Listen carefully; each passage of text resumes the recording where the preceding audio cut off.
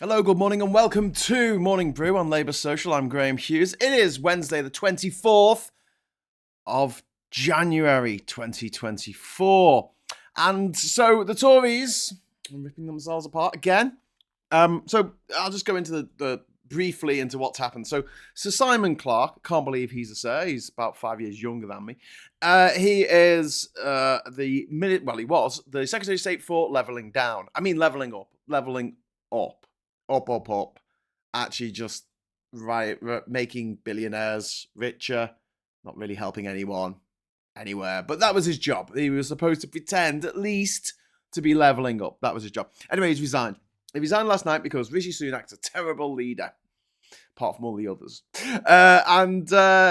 Cue much hilarity on the left and much ire on the right, should we say, from the Tories, with our Priti Patel saying, at this critical time for our country with challenges at home and abroad, our party must focus on the people we serve and deliver for the country. Engaging in facile and divisive self-indulgence only serves our opponents.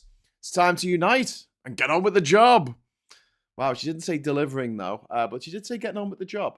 Not that any of these mother effers have ever had a real job. Liam Fox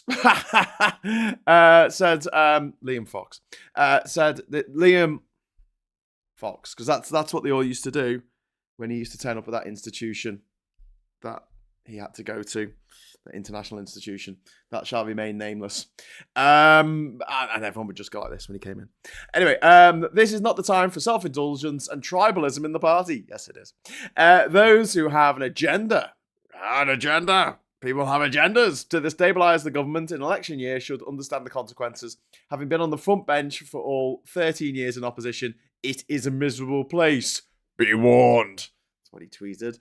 And David Davis said, "This is getting silly," which I used as the headline for the thumbnail for this video. The party and country are sick and tired of MPs putting their own leadership ambitions ahead of the UK's best interest. And David Davis also saying it's really about time that these people realise they have a duty to the country that is greater than their personal leadership ambitions. Meanwhile, Ben Wallace also said that Simon Clarke is wrong. The way to win the next election is to tackle inflation and grow the economy. Both of which are coming terribly. Inflation's got up. And growing the economy, say it with me, boys and girls, the economy has not grown since 2007. Wowzers trousers. So, meanwhile, Pat McFadden, the Labour's national campaign coordinator, has said Labour will focus on serving the British people, while the Tories form another circular firing squad. There are many good reasons for getting rid of this clapped-out Tory government, and liberating the British people from the endless bouts of Tory infighting is certainly one of them, which I just agree with. I can't argue. But I think what the interesting story here is, first of all, the fact that sort of Simon Clarke did this wonderful thing that Tories and people just have in general, a thing where they go, right, I'm going over the top. Who's with me? And everyone's like, yeah, we're with you. You go first. Okay, I'm going over the top. And then he goes over the top, and then he turns around, and everyone's just having their lunch, eating the sandwiches, having a chat. Are you guys coming? Are you coming? No. You're all right, mate. Back on me sandwiches. So that's basically what happened. But the more interesting thing behind this is there is definitely a plot to try and get rid of Sunak in election year, which is not going to do much for the Tories' election chances. Now, according to some wingnuts, this is a plot to try and bring Boris Johnson back, because they think Boris Johnson, he's an election winner. He won the London mayoral contest twice. He won the Brexit vote for the Brexiters. And also he won the general election with a landslide victory in 2019. He took a party that got 80% of the vote earlier that same year in the European elections and won a stonking great majority with it. 3 million more votes than the nearest party. That's a lot. Which was Labour at the time. And then there's the Nadine Dorries loonies who think that this is a big plot to bring David Cameron back as Prime Minister, even though he's not an MP. That'll be interesting. Oh, tell you what, while I remember, so David Cameron has been called to the bar in the House of Commons. That doesn't mean he's going to have to get around in. It means that it's this arcane thing that hasn't been used since the 50s, which allows MPs and Lords to question what's happening in our foreign policy, because he is our foreign minister for some reason. I don't know why, but he is, even though he's not an MP. So he can't actually go into the House of Commons, because you're not allowed to go in the House of Commons if you are a Lord or the King. You're not allowed in that chamber. So they're having to bodge something together to accommodate the fact that the Tories, even though they have like over 300 MPs, they seriously don't have anybody who can actually do a job. Anyone who's actually capable of doing a job like being a half-decent Home Secretary or Foreign Secretary or Chancellor, it's kind of painful having to bring these people back in from years ago. People whose political career seemed to have crashed and burned over a decade ago. They're being brought back. Hey, come back and work with us. But this is a plot that is backed by David Frost. We know that. Not the good David Frost of Frost Nixon fame, but the bad David Frost of Frosty the No Man fame, the guy who famously negotiated a deal with the EU and then spent the next couple of years telling everyone what a terrible deal had been negotiated with the EU. God, he'll be so angry when he finds out who negotiated that deal with that terrible deal with the EU. Yeah. Anyway, so it's him and the Telegraph, the Tory graph, and one of these prestigious organs of the media that has been totally overridden by demented Trumpite Boris Johnson ball chutlers. Like, just the people who are running the Telegraph now should be absolutely effing ashamed of themselves, because they have taken a newspaper that was always, it was always the Tory graph. I mean, for as long as I can remember, people called it the Tory graph. But in recent years, it has become more increasingly shrill, batshit insane with its conspiracy theorist nonsense and this thing about, oh my God, cancer culture's coming for us all. The woke gonna eat us. The woke blob. I'm Steve McQueen, and the woke blob is gonna eat me. And you're like, really? Can we have a look at this for a moment? Because it seems to be that the people who want to shut people up the most and are the most effective about it are people who try and shut up anyone who's left-wing who speaks out. Gary Lineker, Carol Vorderman, any left-wing social commentator. I said this on the show the other day. If I wanted to make an absolute shit ton of money, I'd just move to the right. I'd move to the dark side of the force, because I could do exactly the same thing that I'm doing here with you guys, but instead go on about conspiracy theories and the woke mind blob and all this kind of nonsense, woke mind virus. And the dickheads would lap it up. And unfortunately, we live in this strange time where the power dynamic is that the dickheads are in charge and they seem to be in the majority. And I don't know if this is because of all the lead that we ingested as younger people before they banned it in the late 90s.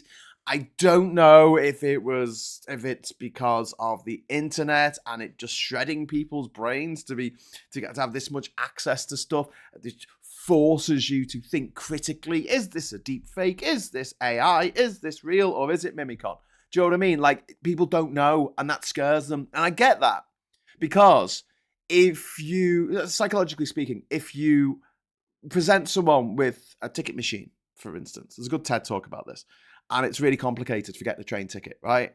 It makes them feel stupid, or parking your car, or the lift, like the buttons on a lift. How can you mess that up? Well, some people make a big calculator, some companies make a big calculator, and you get in the lift and you're like, there's a big calculator, like a number pad. I don't know what to do. What do I just type in the number floor that I want? I mean, I'm not even I'm not even sure how. Do I press an enter after that? What if I want to go to 1 or 14, or do I go 1, 4 and then press something? It's just got a star and a hash. What's going on? Anyway, but if you're presented with something that looks really simple, like just a press button for ticket, then you're like, yeah, that's cool, and you get on with your day. And I think this, they call it the flight from complexity And it is a case of TMI, too much information, too much input, and it fries people's brains and makes them very afraid and makes them do crazy things. But when the people on the right talk about cancel culture, this is the same group of people who are trying to ban books. They're trying to get people who are prominent on Twitter, who aren't very particularly well off. They're just, doing all right, maybe, not even doing all right, some of them. And all they want to do is shut them up. All they want to do is like, oh, shut up, don't be saying these left-wing things. And people on the left get accusations of being grifters or being paid by George Soros. And as many of you are no doubt aware, I'm still waiting for my check, just like James O'Brien is as well. I'm still waiting for my check to come in from George Soros, because obviously I'm doing this for money off George Soros and not for the wonderful super chats that are coming in. Like Johnny Copperhead there. Telegraph is certainly some kind of organ. Indeed. And also Captain Bart Roberts, thank you very much for the super chat. Pension day, yay. Oh, thank you very much, Captain Bart Roberts, for sharing your pension with me. I've just moved that up because I realised it's a little bit too low and it was cutting off the bottom of it. Just move it over a little bit. This is happening live in real time. But yeah, the way that the right wing, like the Tory graph and the Mail and the campaigns to make people shut up and go away, and they do it, and they've been doing it for years. I don't think there's anything new there, but it seems to be even more sinister now. But what pisses me off is the fact that they have completely swallowed the Nazi playbook on this of accuse your enemies of that which you yourself are guilty of. And they do this they do it brilliantly. I've got to take my hat off to them. I'm not going to take my hat off, but I've got to say, yes, they actually do that Nazi mantra. They do it very, very well. Everybody else is the problem. The reasons why your life isn't great at the moment is because Labour, somehow. The reason why there's more storms than ever before is because Labour, somehow. I don't know. It doesn't make any sense. There's no logic behind it. To me, the reason why things are bad is because the people in charge for the last 14 years have been making terrible, terrible decisions and fighting amongst themselves all the time instead of actually running the freaking country, which would be nice. It wouldn't be nice if the people running the country would just stop fighting amongst themselves for a moment and actually just bother to run the country. Maybe then our NHS wouldn't be falling apart. Maybe then people would get to see a dentist. Maybe then our schools wouldn't be crumbling. Maybe then our infrastructure wouldn't be crumbling. Maybe then we could have a HS2. Maybe then we could have really good public transport somewhere else other than London. We could have these things. Maybe then we could have, an end on the ban on onshore wind farms in the middle of a climate crisis, where we know if you dig carbon out of the ground and you burn it, more carbon in the atmosphere than there's been for millions of years. It's as simple as that, because that carbon that was locked away in the ground has been there for millions of years. It's so old, it predates fungus. That's how old it is.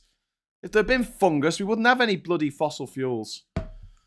So we would have had to go solar from the start. Wind power, water power, hydroelectric, geothermic. There's more than one way to skin a cat, and there's more than one way of generating power. But no, we seem to be going nuts for, let's keep burning stuff at an increasing rate. Rishi Sunak giving out over 100 new licenses to oil companies to drill in the North Sea. Drill for more carbon, pull out the ground so we can burn it, and it can continue to destroy our habitation, the habitable zone of the planet, or habitable zones of the planet. We can continue to have lots of storms. That would be great. Well done, Tories. You've done a great job. Right. Anyway, so I'm going to get into the newspapers in a moment. First of all, I'm going to just acknowledge that everyone is here. Hello, everyone. Gabby Arnold's there, and Dave W, and Colin Baker, and Jeff True, and Michael Warner. I've also got Vega Astro. Isn't it about time we stop calling them right wing as if they were some kind of sort of equal? I would just call them Nazis. I mean, you see this so much in America. Like, American Republicans, all they want to do is burn books.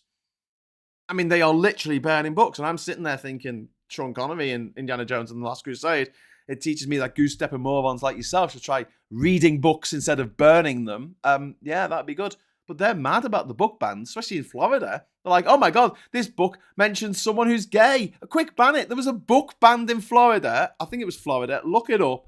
And it was banned not because it had a gay character in it, but because the person who wrote it, their surname was gay. Like literally Gay. That was their surname. And so they banned the book. Like, what? And this idea that if we have a society that does not include people who are gay, lesbian, transgender, they'll just all disappear and go away, which is the most bizarre way of looking at the world. Like, being gay, for instance, it's who you fancy. It's what turns you on. Like, you can't help that. In the same way that, I'm not particularly into blondes, I guess. That doesn't really do it for me. I don't know why. But imagine there was a statewide program telling me that I was wrong not to particularly fancy blondes and to try and reprogram me to go, yes, Graham, you've got to go for the blondes. I'm quite happy with the brunettes. Gentlemen prefer blondes, but lucky for you, I'm no gentleman. Terrible chat-up line. Anyway, but the point being, like, how do you rearrange the circuitry of someone's mind like that? I mean, especially something so basic and integral to the person as their sexuality. And it just drives me up the freaking wall that the people who want to shut down diversity, they don't want to talk about the past. They want to pretend that history never happened. You've got the people infiltrating the National Trust, who are trying to infiltrate the National Trust to shut them up. Don't be teaching history. Don't be telling kids where the money came from for this big stately home. I'm sitting there with my A-level in history, my university degree in history, going off. Mate, I don't do this to shut you lot down. Do you know what I mean? I don't have the power to in the first place. But the idea that we should go around saying, you can't say that. You can't be pointing this fact out.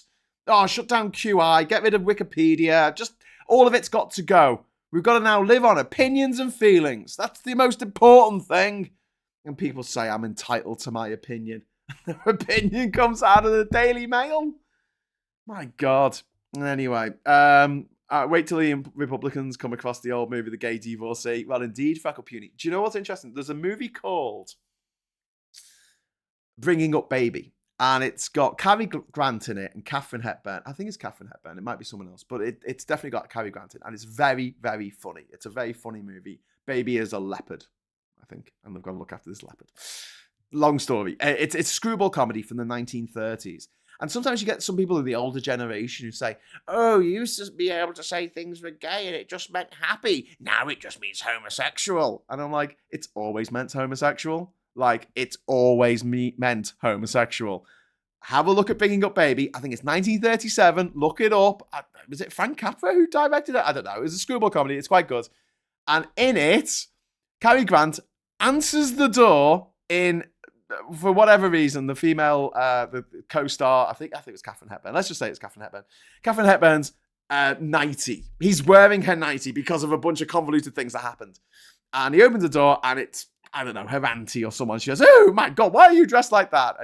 And because he's had such a stressful day, he decides to flounce around and declare that he's gone gay. That is the reason. I don't think, even in the 1930s, people were like, oh yeah, that means happy. No. It meant what it means today. But yeah, they want to shut up. Like, this stuff will go away if we stop talking about it. People wanting freedom and justice, and they want to see bad people get punished for their crimes. That impulse isn't going to go away. It's something that is an instinct in human beings.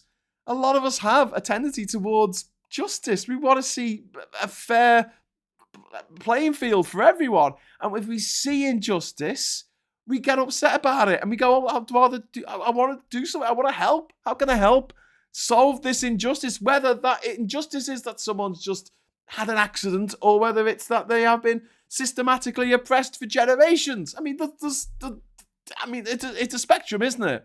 But like the idea, the very notion that, oh no, if we shut up about it, it'll go away. Especially when you talk about sexuality. No, it won't. Oh, if we're really horrible to trans people, then they'll stop being trans. What? Oh my God. That's like saying, oh, we're really horrible to black people. They'll stop being black. It's what? It's integral to who they are as a person. You can't change that. That's who they are. Despite what J.K. Rowling and Graham Linehan and like knobheads who sit on Twitter all day going, I don't like transgender people. I've got a lot of friends who are transgender. Have you, Joanne? Have you? All right, if you say so. Ian 2 says, read your Orwell. This is 2 minutes of hate. Yeah, I don't think that people should burn books. I think George Orwell kind of agreed with us on that one. But also, Orwell didn't just write 1984. He also wrote Animal Farm, which was about basically, well, it was an allegory about the Soviet empire at the time. It basically the manipulation of people by people in power and how easily people are led. And you get to the point where you're looking at the pigs and you're looking at the humans and you can't tell the difference. And that goes both ways. Watching from the start, thought the plumber was here, but he was just delivering stuff to fit. Okay, Vendetta, thank you for sharing that. TMS, the only problem with that theory, Graham, is that the original Flintstones theme says, we'll have a gay old time, so it didn't always mean that. No, it didn't only mean that. That's what I mean. It meant happy, but it also meant being homosexual. In the same way that Mrs. Slocum's pussy from Are You Being Served always meant a little bit. I mean, it means a lot now, but I mean, at the time, it meant a little bit vagina. At the time, it mostly meant cat, but it also meant a bit vagina. That was the joke. It was a word with a double meaning. It's quite common in English, like we don't have enough words already. Animal Farm is seriously disturbing, and it's happening, says Nick and Diff. Yeah. It absolutely is happening, and it'll keep happening until, especially people are saying we should have these, Fahrenheit 451 is on the list, of books that are banned in certain state schools in America. A book about them banning books is banned, and you're like, what? Really? My God. And this is all coming over to the UK. That horrible Catherine Burblesing, who is the demon headmistress, who's the strictest headmistress in Britain. She was in the news this week because a Muslim pupil at her school is taking them to court because they're not allowed to pray in the playground. And as a militant atheist, I don't think that the children should be praying in the playground. I think it's a disgrace that they're praying in the playground. But as a militant atheist, I'm thinking that because they should have a room they can go to, so they're not having to pray in the playground on their blazers. No, no, you shouldn't be making people do that. Give them a room, like in airports and hospitals and schools all over the world, where they can go and pray. Or, and I know it's going to melt your mind, separate church and state. You can do one or the other. I don't mind, but make your bloody mind up. Do you want schools to be all like, hey, there was this wizard in the Bronze Age who invented everything, and if you don't believe in him, you'll burn in hell forever? You can either teach kids that, or you can teach them maybe stuff that might be helpful in their lives. I don't know.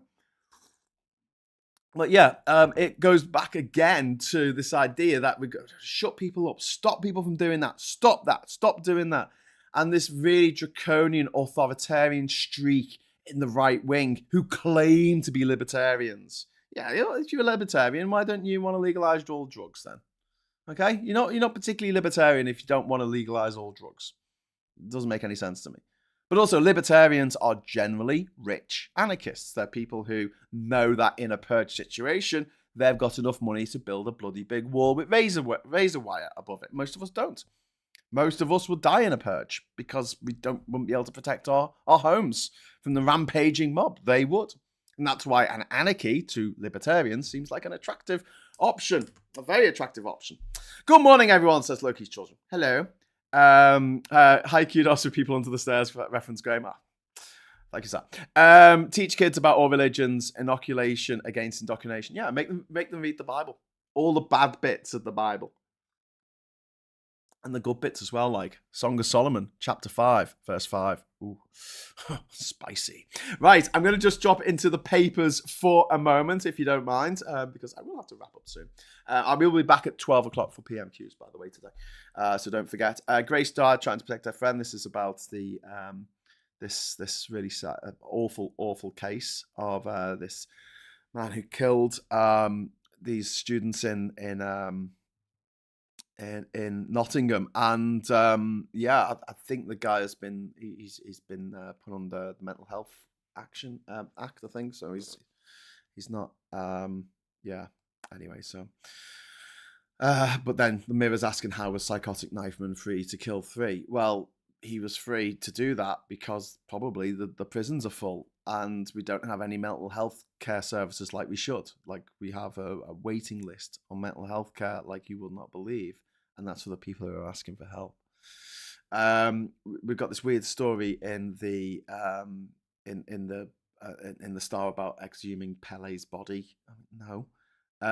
In God's name, why wasn't he stopped? Tories, mate, because your mates, Daily Mail, the people that you put in charge of the country, because of them. That's why. That's a direct line that you can draw from the lack of funding for public services, especially mental health services, and those murders. And then grieving mother faces monstrous triple killer. So obviously that story's still in the Times as well. And then Grace lost her life because she would not leave a friend. I mean, it's absolutely it's a tragic story, but made even more tragic by the fact that it probably could have been avoided. And this isn't about being anti-PC or anti-woke or whatever. No. It's about providing the services required, whether that's social services, mental health services, physical health services, so that these things don't happen in the first place. They're not given an opportunity to happen. But no, the Tories are too busy, slagging each other off on Twitter. PM warns of more attacks in Yemen as crisis grows. And there's a picture there of Emma Stone and Carey Mulligan, both up for Best Actress Award. Yeah, so Emma Stone's up for Best Actress for her role in Poor Things, which I haven't seen yet, but I will. And is Carey Mulligan, is she up for what? Saltburn? I don't know what she's been into this year. But notably, in the Oscars shortlists, absent were Greta Gerwig, and literally the woman who played Barbie, Margot Robbie, was also missing off the list, which wouldn't be quite so galling because, it was a bubblegum feel-good film with the summer, first film, but written and directed by a woman, not a co-director, but a solo effort by a woman, to gross over £1 billion at the $1 billion at the box office. The thing is, though, the guy who played Ken was nominated. It has been nominated for an Oscar. Ryan Gosling. So Ryan Gosling nominated for Best Actor Oscar or Supporting Actor, and then Barbie, Margot Robbie wasn't, and it's like, I'm sure the film kind of dealt with this. Is this art imitating life? Is this art imitating life? I mean, what is that? Life imitate? Anyway, UK prepares for a prolonged battle with Yemen rebels. I mean, this is going to be an issue for a while. We will have to get into this at some point. Probably we'll do a deep dive on Geoscope one week with Ollie. Geoscope's on Tuesdays at 9 o'clock. And we do need to probably get into this a bit more because the history of Yemen is as interesting as it is heartbreaking. For many years, it was two countries. It was only became one country in the early 90s, I think. And it's been sectarian divisions for years have plagued the country. And it's not been helped by, Saudi Arabia bombing, Yemen for years with bombs that have been provided by the US and the UK. So you have an unstable, angry, mostly young population who are raging at the world and have access to weapons. And they're at a pinch point where they can attack ships coming into the Red Sea. I mean, there's only about 3 countries that are actually in a position to do that. Maybe Somalia, maybe Djibouti and Eritrea, and then Yemen. That's it. That's it. I mean, because just the geography of the world. Anywhere else, you can kind of go around another way. I mean, maybe the Straits of Malacca are another good example, but that's just going to be people pirates from Sumatra. Anyway, haven't watched Barbie, waiting for streaming. It's good. It's good. The last joke falls pretty flat though. I think Billie Eilish has pretty much nailed it on to get best song. Well, yeah, it is very good. I'm just Ken. Anywhere else, I'll be a 10. Woody Allen was probably the last comedy to win the Oscar, and then he became problematic and retired. Stephanie, Jesus with Disciples, Where's the Dungeon? You can probably find Barbie on a streaming service now. I think that'll be. Would that be William pegging Windsor? Yes. I Saw Poor Things was bizarre. I'm quite looking forward to it, actually. I did like, weirdly, I like The Favourite and The Lobster, which is the same director, so... I'm up for it. Should be strange and different. Things that I like in movies are, number one, probably movies I can't predict what's going to happen. You know, like there's so many films out there that are painfully predictable. I'm good at spotting patterns, and I've seen a lot of movies, and I'll drive my partner up the wall because I'll pause the film at the beginning of it, and I'll say, right, that's going to happen. This guy's going to die. They're going to see that thing you just saw there. That's going to be important later. And then this is going to get resolved by X, Y, Z. It's like, oh, Graham, just shut up and watch the movie. Press play. And then at the end of it, I'm like, but yeah, it's true. It's true. Thank you very much to Canal for the 20 Singaporean dollars there. Conservatism is a death cult. You are absolutely right, my friends. You are absolutely right. And then talking, just to go back to the papers for 1 second, I know I'm going a bit over time here, but there's a story in Independent, which I think is quite interesting, which is scandal of 30 staff suspended at one mental health unit. NHS medics amongst those investigated for harming patients and falsifying records, as major inquiry into mental health care set to launch after series of reports by this newspaper. So the point here is that this is the kind of thing that happens when you have underfunding and not enough money to not just pay people to do a proper job or not be sadists, but you also don't have the oversight because you're not giving enough money into that particular department or that particular service in order for there to be a good level of oversight to make sure that shit like this isn't happening. But, you know. And then Hinkley Point is nuclear plant is delayed till 2029 as costs spiral to £46 billion.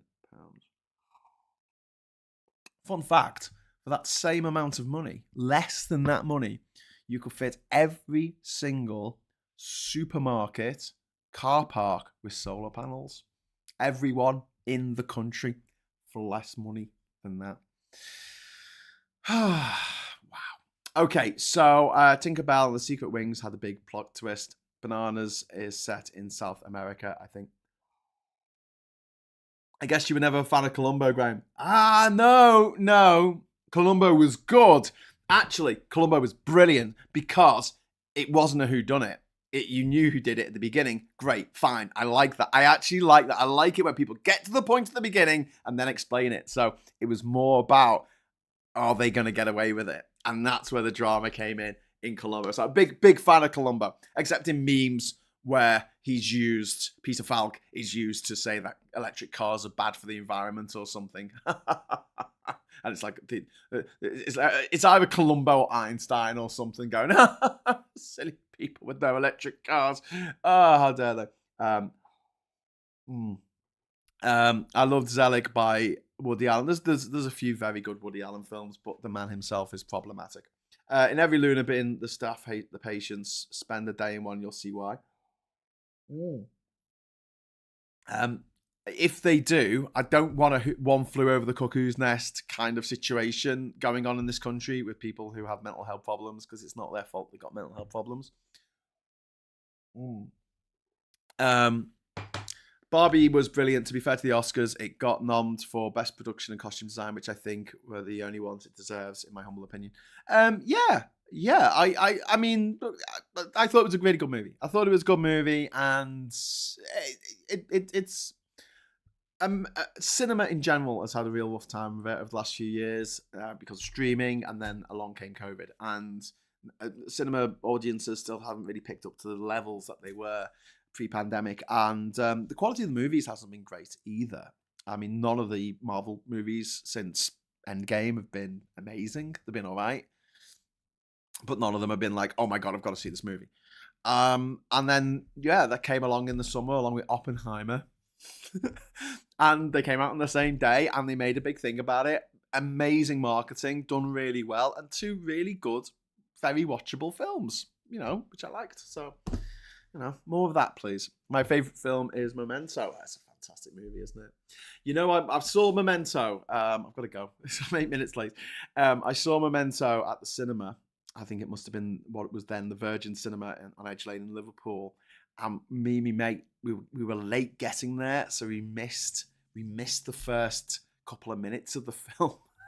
And honestly, if you don't see that, it kind of, in a way, it makes it better, because the ending is like way more shocking, because you don't know what's going to happen, because it's got the end at the beginning.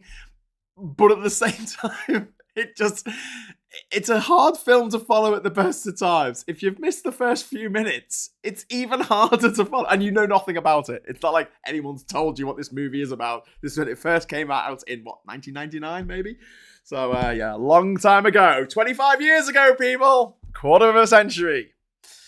Since we partied like it was 1999, because it was. I've never held the Oscars in any high regard. It's just expensive mutual backslapping exercise at the occasion, token gesture. It only matters to other Hollywood investors. Alan, I disagree to a certain extent. I don't mind there being an awards ceremony and all that kind of stuff. I do find that maybe not the Best Picture winner, but at least the nominees each year, they're movies worth watching. They are movies worth watching. If you haven't seen that film, it draws your attention to it. And there's 3 foreign language films that are up for Best Picture Oscar this year, and I haven't seen any of them. So I'm going to now because of the Oscars. So, I mean, Aliens, says Vega. What a film. Right, it's game over, man. It's game over. I've got to go. So I will see you at 12 o'clock. You want to join me for Prime Minister's Questions, where I'll be doing a little talk along, little commentary with words that pop up on the screen every time they say things like delivering, yay, and then Phil will be back in the morning at 9:30 for another morning brew. And until then, thank you so much for watching. Thanks for the chat and the super chats. And until next time, I'll say hello, good evening, welcome, and goodbye.